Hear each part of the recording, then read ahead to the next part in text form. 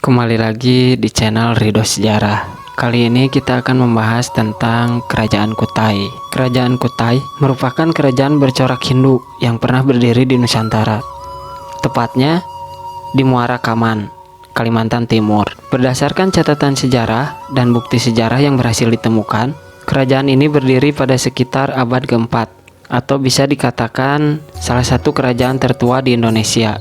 Bukti sejarah berupa peninggalan yang dimaksud yaitu berupa 7 buah yupa.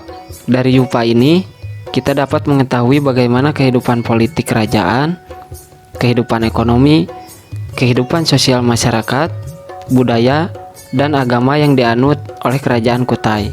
Pertama kita akan membahas tentang kehidupan politik Kerajaan Kutai. Sumber sejarah Kerajaan Kutai yang dapat mengungkap kehidupan politik kerajaan ini adalah dari 7 buah yupa. Yupa merupakan prasasti yang dipahatkan pada tiang batu. Yupa ini dikeluarkan pada masa Raja Mulawarman. Prasasti ini juga menyebutkan silsilah Mulawarman yang merupakan raja terbesar di Kerajaan Kutai. Pada isi yupa dijelaskan bahwa Mulawarman merupakan cucu dari Kudungga. Dalam yupa ini dijelaskan juga bahwa Kudungga memiliki putra yang masyhur bernama Sang Aswawarman. Putranya ini diibaratkan sebagai Ansuman atau Dewa Matahari. Aswawarman mempunyai 3 orang putra. Putra yang paling terkemuka bernama Sang Mulawarman. Ia merupakan raja yang berpendidikan baik, kuat, dan sangat kuasa. Dalam isi yupa ini juga disebutkan bahwa Aswawarman adalah pendiri keluarga kerajaan dan bukan Kudungga yang dianggap sebagai pendiri kerajaan. Namun, para ahli berpendapat keluarga yang dimaksud dalam hal ini adalah keluarga yang sudah berbau India. Hal ini jelas dibuktikan dari namanya. Kudungga bukanlah nama India, walaupun ia disebutkan sebagai ayah Aswawarman dan otomatis pernah menjadi penguasa atau raja, namun tidak dianggap sebagai pendiri keluarga raja. Jadi inti dari prasasti ini mengenai sistem politik Kerajaan Kutai, bahwa Kerajaan Kutai masih menganut sistem pemerintahan yang turun-temurun.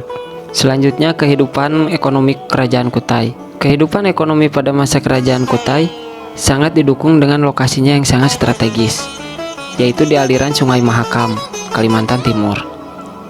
Letak Kerajaan Kutai yang strategis membuat kegiatan ekonomi bertumpu pada bidang perdagangan dan pelayaran di sepanjang sungai tersebut.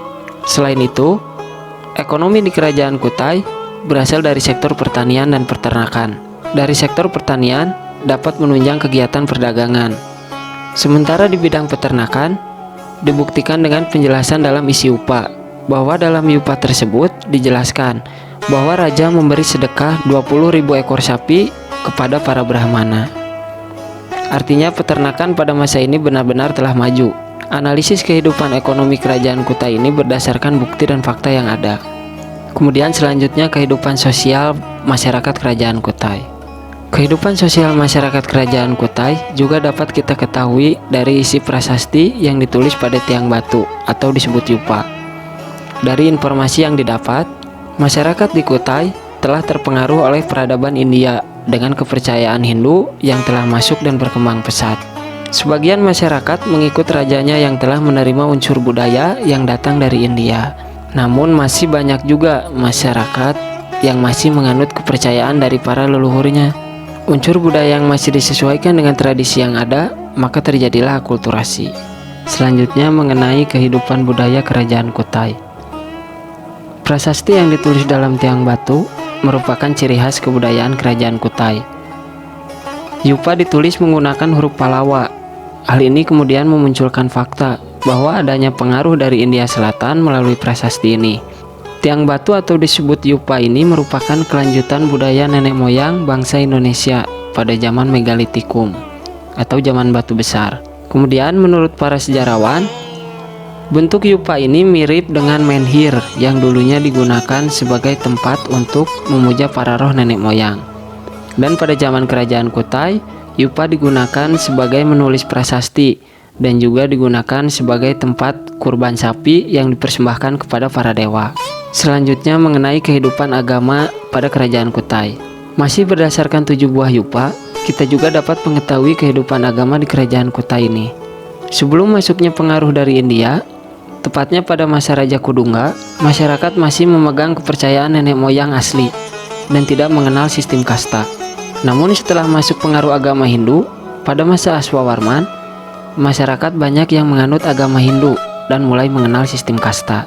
Sistem kasta dalam agama Hindu di Kerajaan Kutai dapat dibuktikan dalam isi upaya tersebut. Di situ dijelaskan bahwasanya raja mempersembahkan 20 ekor sapi kepada Brahmana, yang merupakan kasta tertinggi dalam agama Hindu. Tugu Yupa dibuat oleh para Brahmana yang dipersembahkan kepada raja akibat kebaikan kepada para Brahmana. Selain itu, pada masa Kerajaan Kutai juga dikenal dengan adanya upacara Fratyastoma atau pemberkatan bagi pemeluk agama Hindu. Pemberkatan Fratyastoma mulai dilaksanakan pada pemerintahan Raja Aswawarman. Upacara ini dipimpin oleh para pendeta atau Brahmana yang berasal dari India. Pada masa Raja Mulawarman, kemungkinan besar upacara tersebut dipimpin oleh kaum Brahmana Indonesia. Upacara yang dipimpin kaum Brahmana Indonesia ini menunjukkan bahwa kemampuan intelektual kaum Brahmana Indonesia telah tinggi, karena kaum Brahmana biasanya sudah menguasai bahasa Sangsekerta yang biasa digunakan pada bidang keagamaan. Kemudian yang terakhir adalah kehidupan militer atau bagaimana militer pada masa Kerajaan Kutai. Masih dalam sumber yang sama, yaitu dalam Prasasti Yupa, dikatakan bahwa pada masa Raja Aswawarman, Kerajaan Kutai melakukan upacara Aswameda atau korban kuda. Upacara Aswameda adalah ritual pengorbanan kuda dalam tradisi Veda di agama Hindu. Tradisi ini digunakan oleh raja-raja India kuno untuk membuktikan kedaulatan dan kekuasaan mereka. Dalam upacara Aswameda, seekor kuda yang disertai oleh para prajurit raja akan dibebaskan untuk berkeliaran selama 1 tahun. Wilayah yang dilewati kuda ini menjadi wilayah raja, dan para penentang raja akan berhadapan dengan prajurit raja. Setelah 1 tahun, kuda kemudian akan dikorbankan, dan raja akan dinyatakan memiliki kekuasaan dan kedaulatan yang tak terbantahkan. Dari penjelasan prasasti tersebut, dapat dikatakan Kerajaan Kutai pada masa Aswawarman sudah memiliki militer yang sangat kuat, karena dengan upacara tersebut tidak mungkin dilakukan oleh raja yang memiliki pasukan yang lemah. Nah, tadi merupakan penjelasan dari Kerajaan Kutai, baik dari kehidupan politik, ekonomi, sosial, budaya, serta militer. Terima kasih sudah menyaksikan, semoga bermanfaat, dan sampai jumpa dalam video selanjutnya.